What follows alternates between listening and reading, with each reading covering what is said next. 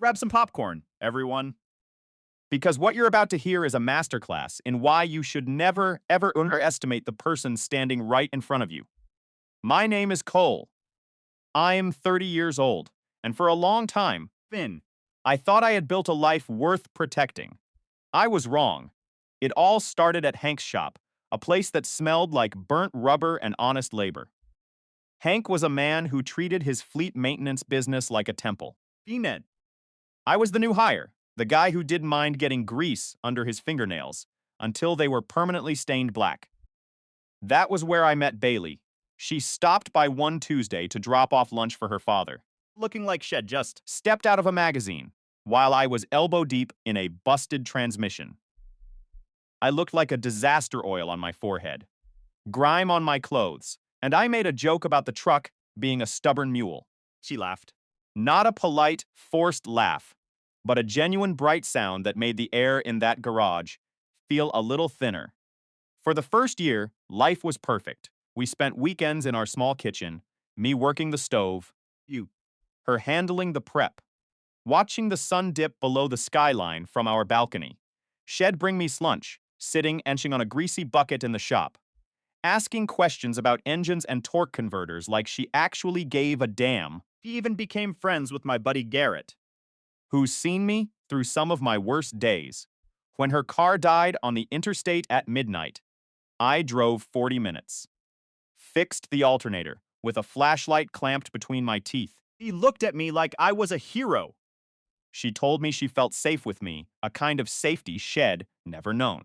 Even Hank and Susan, her parents, treated me like the son they never had. Sunday dinners were rituals, and Susan once whispered to me that I was the only boyfriend Bailey had ever brought home that she actually liked. But people change. Or maybe they just finally show you who they've been all along.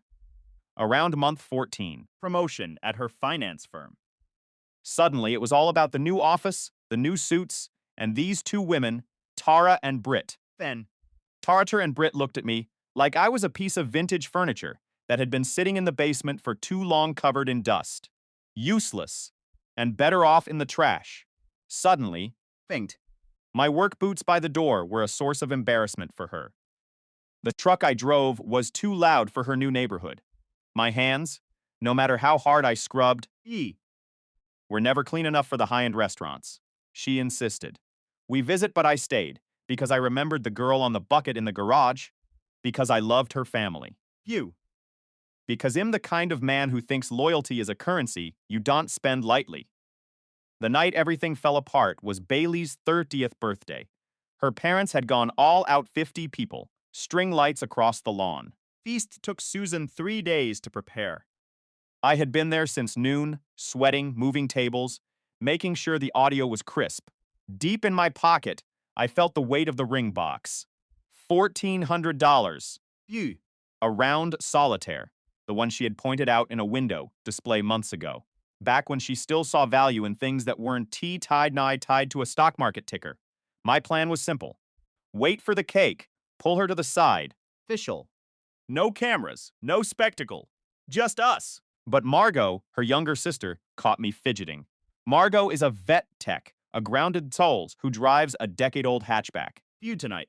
And has always been the only one in that new circle who didn't look at me like I was a liability. She caught me by the refreshment table. She asked, "Are you proposing tonight?"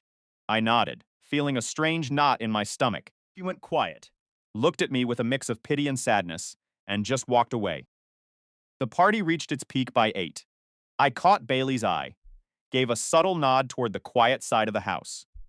She rolled her eyes. She walked over, with Tara and Britt glued to her heels like shadows. I asked, for a moment alone. Bailey snapped, "Whatever you have to say, you can say it here. My friends are family, Cole." Tara smirked. Phasm. Britt pulled out her phone, ready to record. I knew I should have walked away. I knew the vibe had soured, but I was already committed, the ring burning a hole in my pocket. Sometimes, you make the wrong call, because retreating feels like a defeat you aren't ready to accept. I dropped to one knee on the damp grass. I didn't have a grand speech. I just told her. I loved her. These 3 years had been the foundation of my life, and I asked her to be my wife. The silence that followed wasn't just quiet, it was deafening. Then Bailey laughed. It was a sharp, Valid. jagged sound, the kind that cuts through skin. Oh my God, she said loud enough that the music seemed to die. Are you serious right now? You're doing this at my birthday party? In front of everyone. I stayed on one knee, my heart hammerings against my ribs. I am serious, Baileys. I love you. She looked at Tara and Britt, her expression shifting into pure, cold contempt. Can you believe this? A mechanic? He fixes trucks for a living? Thinks that makes him good enough for me. Tara snorted. Britt was filming, a cruel smirk plastered on her face. It's been fun, Cole, Bailey continued, her voice dripping with ice. Thinking, I'd actually marry you. You're so delusional. She turned her back on me, waiting for the applause from her friends. I stood up. I didn't shout. I didn't beg. I looked at the ring, then at her, felt a strange peace settle over me. You're right, I said, my voice steady. I was delusional. I walked back to the house, grabbed my keys, and left. I'd say goodbye to Hank. I didn't look at Susan. Things. I drove straight home, packed my bags, and left the key on the kitchen counter. I sent her one text message before I blocked her number. Imagine thinking I'd stay. I moved out that night. Leave the apartment. I left the city. I took a job offer I'd been considering in a state 3 hours away. A position that put me in charge of heavy machinery for a construction firm. Then, I stopped being the guy who tolerated the disrespect. A week later, I was sitting in my new living room, sipping coffee, when there was a frantic knocking at my door. I opened it to find Bailey. She was a wreck. Her makeup was smeared, her eyes red, and she looked like she hadn't slept in days. Cole? She sobbed, trying to push past me. My parents have been calling me every hour. They told me if I didn't find you, I wasn't allowed back in the house. I made a mistake. I didn't move. I blocked the doorway, looking down at the woman who had humiliated me in front of 50 people. You didn't make a mistake, Bailey, I said calmly. Voice, and now you're living with the consequences. But I love you, she wailed. We have history. I leaned against the doorframe, a small, sad smile on my face. History is for people who care about the past. Future. Only interested in the future, and you aren't in it.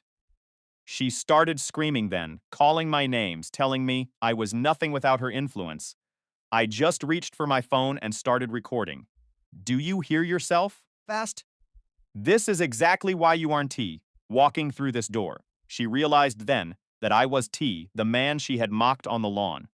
I was someone else. I shut the door in her face. I didn't look back.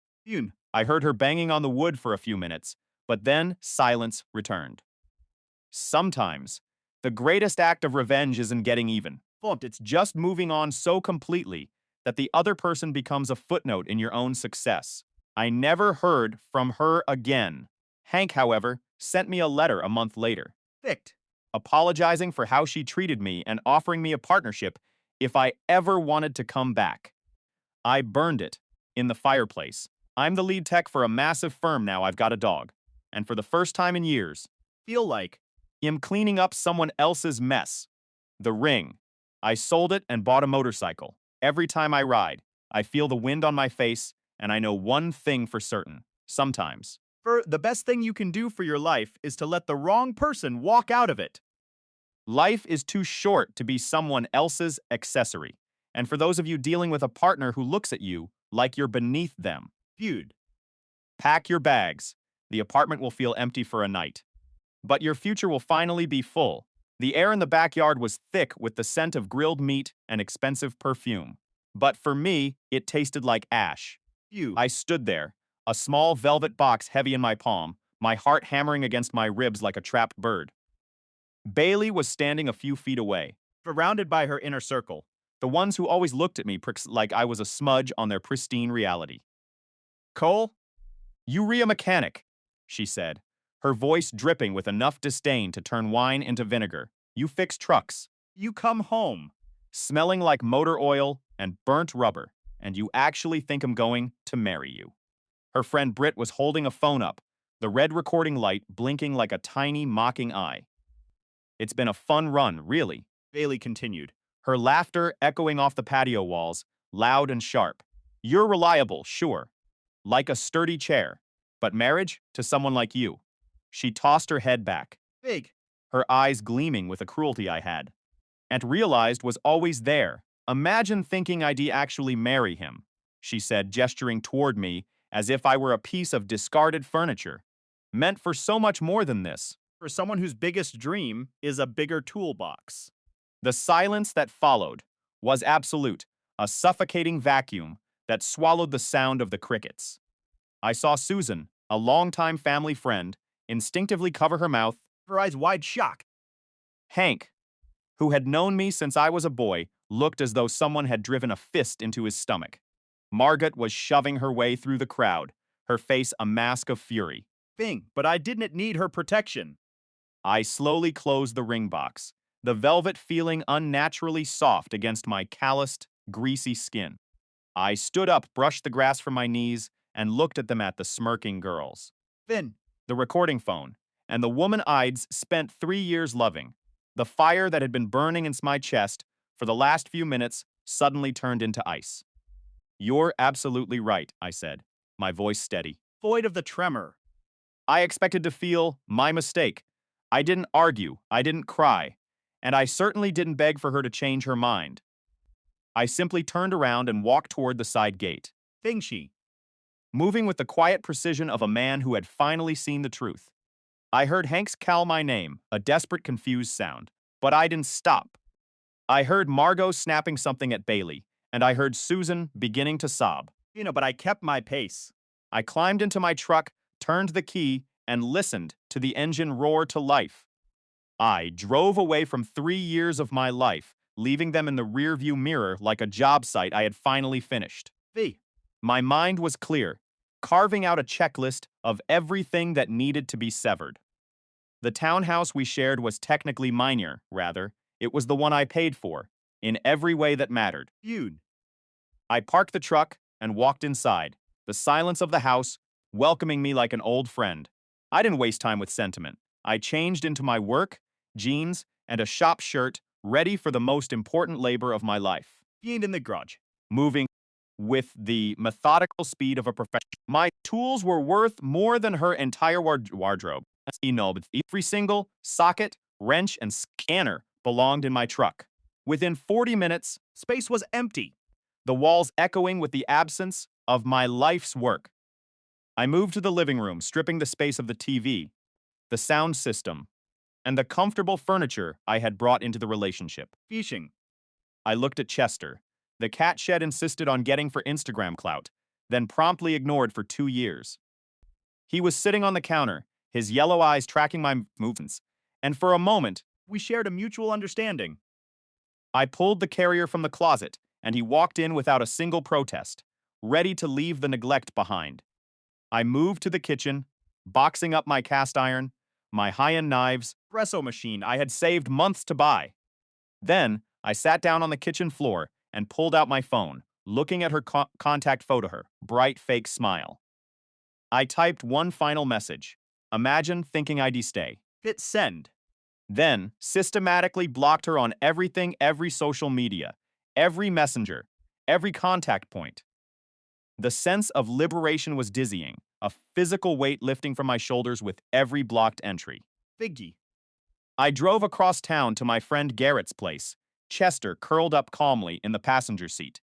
Garrett was waiting in his driveway, the garage doors open, his expression shifting from curiosity to realization as I pulled up. He didn't ask a single question, just nodded, and started helping me unload, his movements heavy with a quiet, solid loyalty. His wife, Dana, came out with a tray of sandwiches and a blanket. Her face soft with empathy, fainted, offering me a place to sleep without needing a word of explanation later that night. As we stood in the garage, Garrett looked at me, a grim smile on his face. I saw it coming! Cole, he admitted, patting my shoulder. I just never knew how to tell you. But I'm glad you finally saw who she really was. I looked at my hands, stained with work, and realized for the first time in years, they were finally clean of the mess I had been carrying. Justice hadn't he come from a judge or a jury, but from the simple, terrifying act of walking away. The nightmare was over, and for the first time in a long time, the future was mine again. The garage was cold, smelling of oil and old cardboard, but the chill in my bones had nothing to do with the weather. Garrett was leaning against the workbench, his eyes searching mine as I threw the last of my life into a worn-out duffel bag. "Man, saw it coming," he said, his voice dropping into that low, gravelly tone he only used for bad news. I didn't look up, just shoved another stack of books into the bag. "I just didn't know how to tell you, Cole," he continued, so convinced that Bailey was just going through a phase that shed snap out of it. I stopped my fingers hovering over a picture frame of us from last summer. "Why didn't you say anything?" I asked. My voice barely a whisper. He shrugged, a heavy, defeated movement of his shoulders. "Would you have even listened to me back then?" He had a point. The next morning, I sat across from Dana in a quiet cafe. Thinged. The steam from my coffee barely rising. She'd seen girls like Bailey before women who viewed relationships as like a brutal financial transaction. "They always calculating," Dana explained. Fact. Stirring her tea with a rhythmic click of the spoon, what they are getting versus what they're giving, and the moment the math turns negative, they are hunting for the exit. She leaned in, her eyes sharp. "Cruelty at that party was an accident, Cole. It was a performance. She wanted an audience for your rejection. She wanted witnesses to prove she was moving up. That night, the reality finally cratered in on me around 3 a.m. I was sitting on the edge of an unfamiliar twin bed in a basement apartment, the darkness pressing in like a physical weight. My hands wouldn't have stopped shaking. My chest felt like it had been crushed under a freight train. 3 years. 3 years of my life, discarded in a single rehearsed speech in front of everyone I cared about. The worst part wasn't tea. The embarrassment was the realization that she meant every single word. She hadn't been cruel because she was drunk. She was cruel because she finally felt safe enough to drop the mask.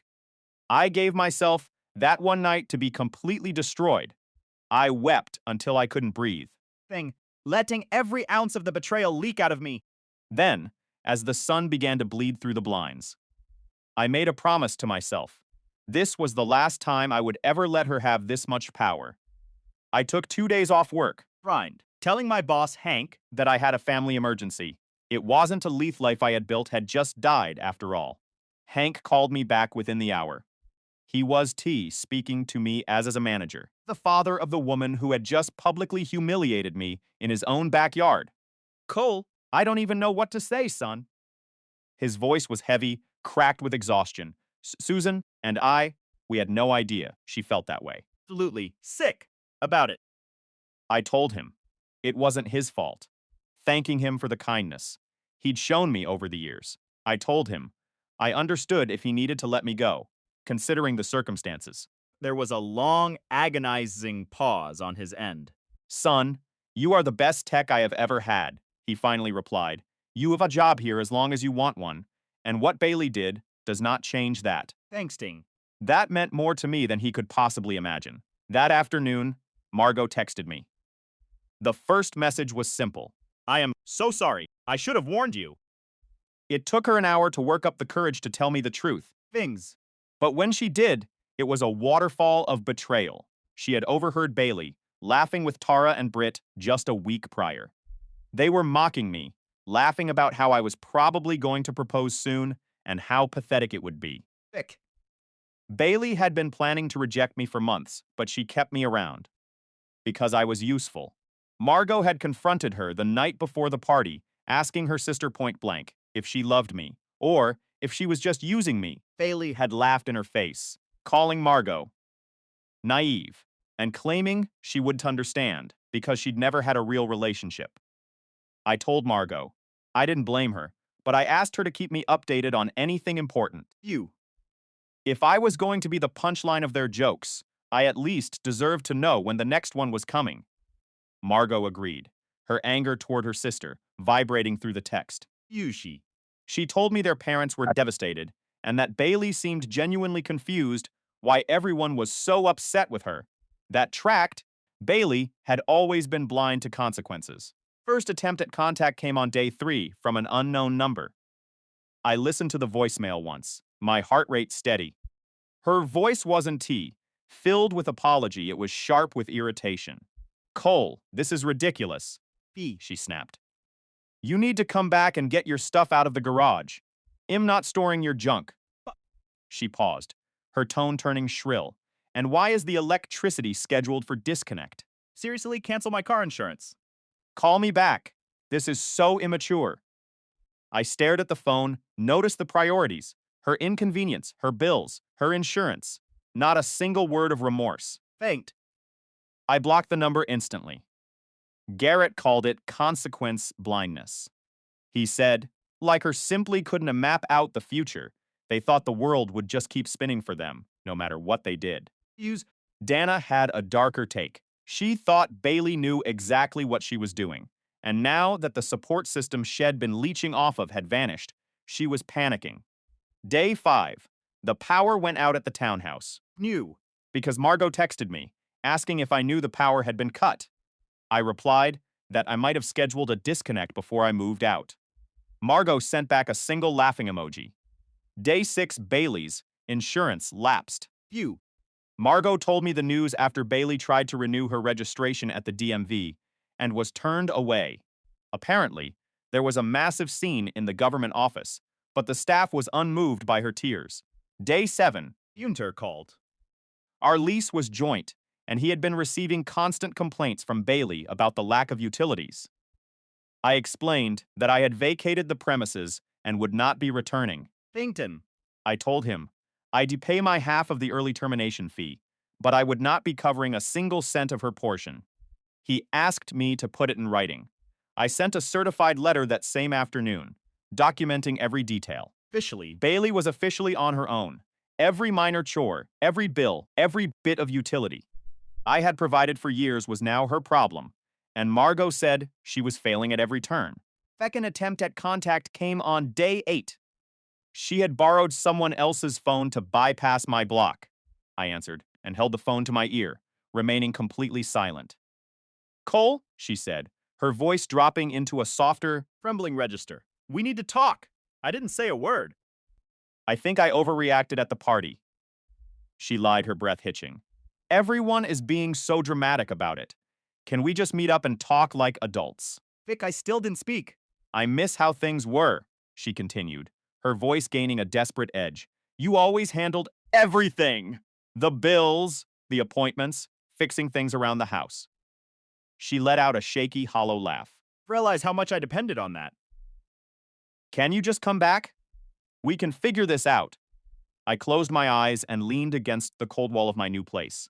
Bailey, I said, my voice steady for the first time in weeks. You miss me. You miss the convenience. I heard her gasp on the other end. I am not coming back to be your utility, I said firmly. Am not coming back to be your security blanket. But Cole, she started, her voice rising in panic. I am hanging up now, I interrupted. And if you call again, I'm changing my number. I hung up. I walked into my kitchen and poured myself a glass of water. Read it. The silence of the room no longer feeling heavy but peaceful. I had finally taken my life back, and for the first time in 3 years, the math finally worked for me. I truly miss how things were back then. Think it. Her voice trembled through the speaker, thin and pathetic. You always handled the heavy lifting, the bills, the appointments, fixing the leaks, managing the logistics. Realize how much I relied on you until the silence started eating at me. Can you just come back? We can fix this, Cole. We can figure it out. I kept my voice cold. Flat line of indifference that cut through her desperation like a blade. You humiliated me in front of your entire family, Bailey, I said. My grip tightening on the phone. You stood there holding a glass of champagne. Told them you were waiting for something better. You told them I was just a seat warmer until the real man arrived. I didn't mean it like that, she sobbed. But the lie was hollow. You called him the real man Bailey. Not a boyfriend. Not a partner. You spoke about him as if I weren't even a person standing 2 feet away from you. You erased 3 years of my life in one sentence. There was nothing but static on her end. Sound of her frantic, shallow breathing filling the silence. I've settled the lease and paid my half of the termination fee, I continued. My tone final, your portion is your problem. Vision. I've scrubbed my name from every shared account, every subscription, every credit card. There is absolutely nothing left for us to talk about. Cole, please, just listen. I ended the call, hit the block button, Fingshim, and let the silence of my temporary living room wash over me.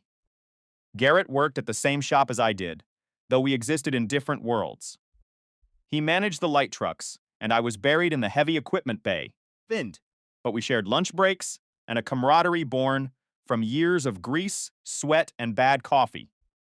Having him around made the fallout feel a little less suffocating. 3 weeks after the party, he came back from a parts run, face wearing a look of grim amusement as he dropped into the break room chair across from me. Stop! Ran into someone today, he said, gesturing with a sandwich. Someone who knows your ex's friend, Tara. Apparently, Bailey has a new prize on her arm already. I looked up. My curiosity piqued despite my best intentions. A finance guy named Bryce works at a firm that competes with hers. They met at some networking mixer last week. Less than a month after publicly dismantling my dignity in front of the people who mattered most. What's he like? I asked, though I already had a sinking suspicion. Garrett grinned, a sharp, cynical look. Guys who roll into car meets in a leased sedan, acting like they own the dealership. That's him. All flash, zero substance. He talks about himself in the third person, and he wears those loafers no socks, obviously. I chuckled. A genuine dry sound. Sounds like exactly the kind of disaster Bailey deserves. Oh, it gets better, Garrett added, leaning in. Word is, he's got a reputation. Previous girlfriend found out he was running the same game on 3 different women simultaneously. It blew up in his face about a year ago, so he moved to this area to reinvent himself. A total fraud. Rigged. Bailey had spent years mocking my life, calling me stagnant, yet she had sprinted straight into the arms of a walking red flag. The universe, it seemed, had a dark sense of humor. Fargot confirmed the relationship a few days later, her tone dripping with secondhand embarrassment. Bailey was posting to Instagram constantly. Amazing connection. New beginnings. Finally understood. It was nauseatingly over the top, a desperate attempt to prove she was happy. Meanwhile, I was finally finding my rhythm. Work, gym. The quiet of Garrett's spare room. Chester, my dog, affection, had become remarkably more affectionate, now that he was being ignored 16 hours a day. I started scouting apartments, something small but mine. I found a decent one-bedroom about 20 minutes from the shop. Big debt. It was clean, quiet, and had a landlord who didn't pry. I signed the lease on a Thursday and started the move-in process that weekend. Third attempt at contact came while I was hauling a box up the narrow stairs to my new place. An unknown number, a text this time. Cole, please just talk to me. Everyone is furious with me. Parents 1T. Stop bringing up the party. Margaret 1. Even look at me. Tara told me. I handled things like a sociopath. I'm all alone here. The complete lack of self-awareness was staggering, even now. Phew. After the smoke had cleared, she still couldn't grasp the concept of accountability. She didn't see that she had burned the house down. She only saw that she was cold because the heat was gone. I didn't dignify it with a reply. Thanked. I blocked the number, tossed the phone on the box, and kept climbing. Garrett helped me finish the move that weekend. Dana, his partner, brought over a cast iron skillet as a housewarming gift. Phew. A replacement for the one Bailey had claimed in the breakup. My new apartment was sparse but functional. I had a bed from Marketplace, a sturdy desk from the same seller, and one thrifted chair that was surprisingly comfortable. Faiston. Chester approved immediately. He claimed the sunny patch by the window and defended it with a regal, lazy confidence. I was rebuilding, piece by piece, day by day. Bailey, however, was doing the polar opposite. Feud. According to the grapevine, the romance with Bryce was already rotting. Bryce had borrowed money twice, once for a cash flow issue, and once for a canned miss investment. Phew. Bailey had apparently floated him $600 in less than a month. Sound familiar? She had always had a weakness for men who projected an air of sophistication, even when that air was clearly thin. Her work life was crumbling too. She missed a major deadline, tried to blame it on personal trauma, and her boss wasn't buying it. There was talk of a performance improvement plan. The woman who used to sneer at my trade, Figson, calling it low-tier labor, was now staring into the abyss of unemployment. I didn't celebrate her failure, but I didn't feel a flicker of pity either. The consequences were simply landing where they were always destined to fall. Fourth attempt at contact came as a physical letter. She had tracked down my new address, likely through the landlord at our old place or some slip-up in the paperwork. It was 4 pages long. I read the first paragraph. Fusey, which was a laundry list of how everyone was being cruel to her and how she was the real victim in this narrative. I stopped right there. I didn't need to read the rest to know it was just a manifesto of narcissism. Threaded the pages, fed Chester his dinner, and put on a game with the volume low. Somewhere across town, Bailey was spiraling into the chaos she had created, and I was finally, mercifully, at peace. 8 weeks after that disastrous party, I finally felt like myself again. Stable. Solid. I felt as though I had finally found my footing after months of standing on shifting sand. Work was going better than ever. Hank, the boss, had pulled me into his office and given me a raise, completely unprompted. "You've earned it, kid," he said, his eyes conveying more than his words ever could. "I'm glad you were still here." The message was clear. He knew what his daughter had done, and he was trying to balance the scales of justice in his own way. I appreciated it, and I let him know it. My apartment was slowly becoming a home. I bought a small couch, few framed prints on the walls, and finally got a decent coffee maker. Life was simple. Life was mine, and for the first time in 3 years, I was to just living for someone else's approval. I was living for me. You'd up. It is funny how life rearranges itself the moment you stop trying to force it into a shape that does to fit. My apartment, once just a collection of cardboard boxes and cold air, was finally starting to feel like a sanctuary. Yun had bought a small sturdy couch that actually felt like a home.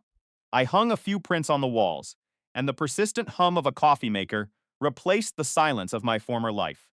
Chester, my cat, effectively claimed 60% of the floor space as his personal empire, which honestly seemed like a fair trade.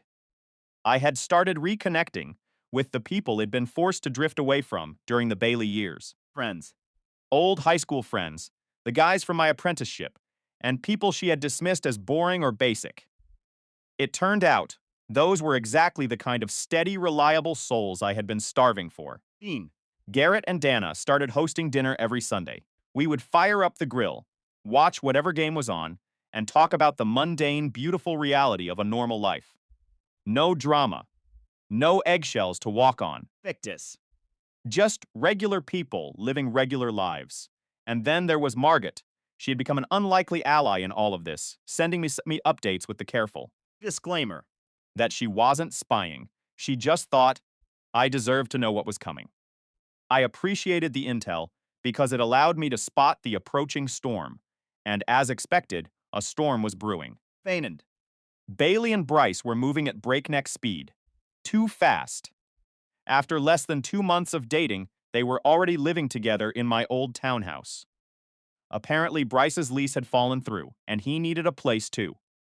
Crash, which is code for he was evicted, and Bailey was too desperate to see the red flags. Margot told me the whole family was on edge. Hank and Susan had tried to sit Bailey down to talk sense into her, but she had snapped. She accused them of being unsupportive, claiming they never accepted Bryce simply because they liked me too much. The irony was so suffocating I could barely stand it. Meanwhile, the financial reality was starting to crumble. Fact. Bryce had convinced Bailey to dump her savings into some shady cryptocurrency scheme. The returns she was promised never materialized. Shocking absolutely nobody with a brain cell. The money had evaporated into the digital ether. For me, for the first time in years, I was actually saving money. I wasn't subsidizing someone else's recklessness or funding a lifestyle I didn't believe in. I bought a newer truck used, but solid. I paid cash for it. Every cent earned by my own two hands. I was finally breathing again. The fifth attempt at contact came in week 10. I was under the hood of a D8 cat, deep in the middle of a transmission fluid change. Voice. He had that specific tone one he used when the world was tilting off its axis. I rolled out from under the heavy machine and saw her standing at the bay door. She looked broken. Innings bite. Her hair was messy, her eyes were redrimmed, and she looked like she hadn't slept in a week. Hank was moving toward her, torn between his duty as a shop owner and his instincts as a father. I didn't move. Grease. I was tired, and I had absolutely no desire to be the man who saved her again. You can't be here, Bailey, Hank said, his voice firm. This is a work site, not a therapy clinic. I just need 5 minutes, she pleaded, her eyes searching the shop until they locked onto mine. Cole, please, just 5 minutes. I stood up, wiping the oil from my hands with a slow, deliberate motion. Bryce left, she said, voice cracking like glass. He took everything. The money from the account, the TV, my grandmother's jewelry. He's gone, Cole. I called the cops, but they said it's a civil matter because we were living together. Hank turned to look at me, his eyes wide, checking my temperature. I kept my face entirely blank. That sucks, I said, my voice as flat as a tire. But I don't see what you want me to do about it. I screwed up, she sobbed. Raymond, coming king here asking for help, it's a lot, but I don't have anyone else. Tara blocked me after I asked for a loan. I have absolutely nobody. I took a long, steady breath. I looked at the oil on my palms. You told me I was a placeholder. Bailey, I said. Finally, meeting her gaze, you told me I was just keeping the seat warm until something better came along. Well, it looks like something better finally arrived. It's a shame it didn't work out for you. Her face crumbled. It was as if my words were physical blows. Hank stepped between us. Bailey, you need to go, now. She didn't fight it. She didn't even look back. He just turned and walked away, disappearing into the cold afternoon air. Hank walked over to me, placed a heavy hand on my shoulder, and didn't say a word. He didn't have to. I turned back to the machine. Full story of Bryce unfolded over the next month. Pieced together through Margot's investigative texts and Donna's sharp observations. Bryce wasn't just a jerk. He was a professional predator in a tailored suit. Finance job he bragged about was a paper-thin front for his real profession. Finding vulnerable women and bleeding them dry. Margot did some digging and found he had used at least 3 different aliases in the last 5 years, leaving a trail of civil judgments and eviction notices across 3 states. But wasn't a girlfriend, she was a target. The cryptocurrency scheme was a total fabrication. He had her send money to a private account for her doctored screenshots and then vanished. The most brutal part. Margot found out that Bryce had been bragging about Bailey to his old associates. He called her an easy mark. He laughed about how desperate she was to prove she had upgraded from her mechanic boyfriend, mocking the fact that she never once checked his references or verified his employment. She was so hungry to spite me that she walked right into a trap, blindfolded. The financial damage was catastrophic. She was drowning in $8,000 of debt. The townhouse rent was entirely on her shoulders. He had already missed a payment. Karma isn't just a concept, it's a force of nature. A week later, I was driving home, the sun setting behind the mountains. My life was clean. My desk was organized. Bank account was growing. Help. I saw a notification on my phone. It was a text from an unknown number. I did open it. I did need to. I knew who it was, and I knew what it said. Thing. I pulled over to the side of the road, looked at the phone for a moment, and deleted the conversation without reading a single word. For the first time in my life, I won to the guy who came to the rescue. The guy who survived the wreck. And as I drove away, I realized that the best revenge wasn't a shouting match or a dramatic confrontation. The best revenge was simply being happy, successful, and entirely out of reach. I was finally free, and that, more than anything, was exactly what I had been waiting for. They say that when you hit rock bottom, you finally see who was holding the shovel. For 3 years, I was the one holding it for her. Friggy Chet. digging us out of every hole she created. I thought it was love. I thought I was the hero of her story. I was nothing but a stepping stone, a safety net she eventually cut to save her own weight. Fun, but gravity is a funny thing. What goes up must come down. And when Bailey finally crashed, she didn't just fall. She landed right on my doorstep, begging for the very life she had spent years tearing apart. Phew. Her car was a graveyard of broken parts, held together by duct tape and prayers, much like her sanity. She was drowning. Her work performance had tanked. Thing. A direct consequence of those unexplained days off she took while she was chasing the Bryce disaster. Even Hank and Susan, the saints of her life, had finally reached their limit. I remember meeting Hank for lunch. He looked older, Exhausted. he told me, voice low and strained that they had cut the cord, no more bailouts, no more covering her debts, no more lies. Margot, however, had been far less diplomatic. Thing. She had laid it all out for Bailey very selfish, narcissistic move Bailey had made over the last 3 years, including how she had systematically destroyed my confidence and my trust. They weren't even speaking anymore. For her tribe. Tara and Britt. They had evaporated the second the clout ran dry. Fair weather friends only bloom in the sun, and there was a heavy storms hanging over Bailey's head now. Meanwhile, Vision. my world had turned into something I barely recognized. It was stable. I had my own apartment, a steady paycheck, and genuine friends who didn't ask for a favor every time they called. I had Chester, my cat. They meet.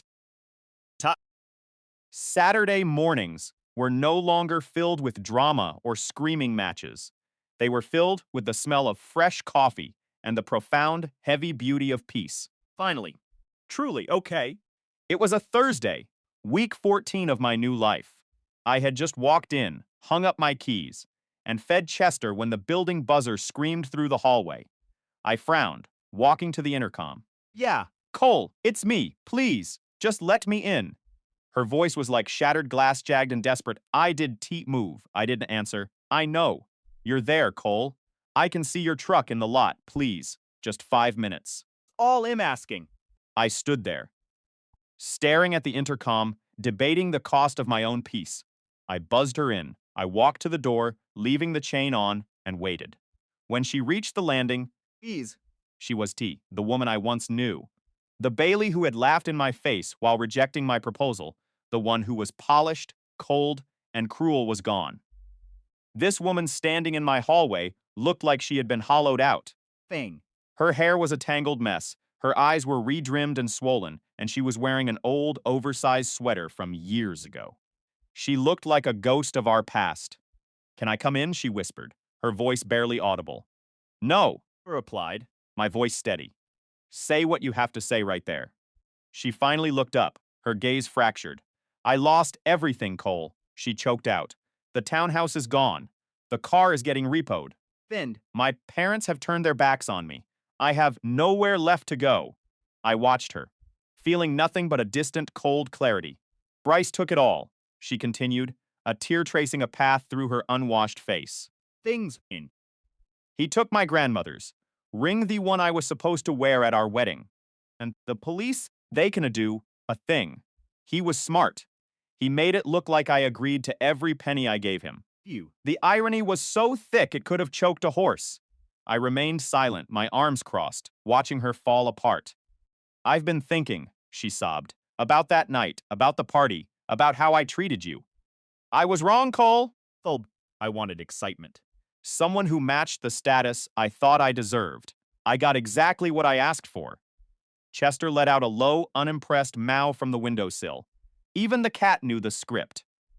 Cole, please. She reached out. Her fingers trembling toward the doorframe. Is there any way we could try again? I know I hurt you, but you were always stable. You were good. I threw away a life for someone who saw me as a target. He moved closer. Eyes wide with a terrifying kind of hope. I'll do anything. We can move. We can start over. I can't do this alone. You always handled everything, and now I'm drowning, and I don't know how to survive. Through the mask had slipped completely. She didn't want me. She wanted a lifeboat. I let the silence sit there for a long time, letting her feel the weight of her own words. So now that you've lost the lifestyle, For the utility? I asked, my voice as cold as steel. You want to fix things because I was the person who paid the bills and kept the world turning for you. She flinched, the words hitting home like a physical blow. Remember every single word you said at that party, Bailey. I continued, you didn't stutter. You meant it, every bit of it. I was wrong, she cried. No, I corrected her, shaking my head. Finally showed me who you were. You finally said out Loud what you'd been thinking for years. And now that your plan B has burned to the ground, you expect me to act like the fire never happened. Think. Tears were streaming down her face now, but there was no sympathy left in me. I am not your safety net, Bailey, I said firmly. I am not the backup plan you crawl back to when the real world gets too hard. You're worth more than the services I can provide for you. I deserve someone who sees that on day one, not when they've run out of options. Cole, please, she begged, her voice breaking one chance. I shook my head slowly. Reaching for the door. No, I said, looking her directly in the eyes. There is no chance. What you said that night didn't just hurt me, Bailey. It killed everything that was left between us. I closed the door. I locked the deadbolt. I turned back to my apartment, to my cat, and to my life, and for the first time in a long time, the silence didn't feel lonely. It felt like victory. I wonder what it feels like when you finally stop caring. My name is Cole, and for 3 years, I was the human equivalent of a floor mat for someone who called herself my partner. And Bailey. Didn't just break my heart, she systematically dismantled my life. Piece by piece, while I stood there like a fool, holding the pieces together for her. Here is the thing about people who think they can walk all over you forever.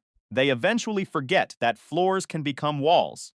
And tonight, that wall finally went up. Cut to a dimly lit living room. Proben. Cole stands by the door. Bailey is on the porch, her face stained with tears, looking smaller than she ever had before. Cole, please, Bailey whispered, her voice cracking like dry glass. Me earlier. If there was any chance we could try this again. Didn't you? I didn't blink. I looked at her, and for the first time in years, I did see the woman I loved. I saw a stranger who had drained every ounce of my soul. No, Bailey, I said, my voice steady, cold, and final. There is no again. There never will be. Everything you said at that party, In front of all those people. everything you did to sabotage my reputation, that killed us. It buried us deep. You don't get to come crawling back now. Because your life finally went sideways and you realized you have no one else left to use. She started sobbing, the sound jagged and desperate. I didn't move to comfort her. I didn't reach out. You need to leave. Bailey. I watched her shoulders shake, a sight that used to make my chest ache with pity. Now it just felt like watching a storm pass over someone else's house. You need to figure your life out on your own. Itifu continued. Feeling a strange, heavy sense of peace washing over me. Learn how to be responsible for your own existence. Stop looking for someone to carry you like you re some fragile antique. I don't know how to do that, He wailed. her hand gripping the edge of the doorframe. Then figure it out, I replied, my eyes locking onto hers one last time, because I am done being your safety net. I started to pull the door shut. Felt like closing a book that had been filled with nothing but bad chapters. Goodbye, Bailey. She slammed her hand against the door, desperate to stop it, her ring scraping against the wood. Cole, wait. I stood perfectly still. I waited for that old familiar soft spot in my heart to kick in. I waited for the guilt. It never came. After a few agonizing seconds, she realized I wasn't budging. You'd. Her hand slid down the wood slowly until it vanished. Goodbye, I said one last time, with no anger, only closure. I locked the door. I heard her stand there for a long, heavy moment. Vein trade. The silence between us, screaming with everything that had been left unsaid. Then, the sound of her footsteps retreating down the hallway, heavy, defeated, and final. I walked back into the kitchen. It was so quiet. Thanked. I made myself dinner, a simple meal, and sat at my small table. As I ate, I thought about the name she had called me behind my back. She'd Told everyone I was delusional for thinking I was worth a real stable marriage. Ian. She'd laughed at my dreams, calling them small and unrealistic, while she spent every dime I earned on things that didn't matter. Dot. Turns out, I was worth a hell of a lot more than the version of me she tried to create. For years. She thought. I'd be there forever. She thought I was the reliable anchor who would sit and wait until she decided I was good enough to be acknowledged. She thought wrong. I checked my phone. Vacation. Popped Oopa bank alert. Shed tried to pull one last transfer from the joint account she thought I'd forgotten to close. The transaction was blocked. I smiled, took a sip of water. Realized that for the first time in 3 years, I could actually breathe. Karma isn't he a fairy tale, guys? Sometimes, karma is just you, finally standing up for yourself. Ian. And letting the consequences hit the people who forgot their place. I'm ready for the next chapter. And you know what? I'm the one holding the pen. Guys, we are so incredibly close to hitting 100 Zeros and subscribers on this channel. dot. If you haven't subscribed yet, please consider hitting that button. It really helps this community grow and helps me bring more of these stories to light. Thanks for being here. Thanks for making this dream come true. See you in the next one.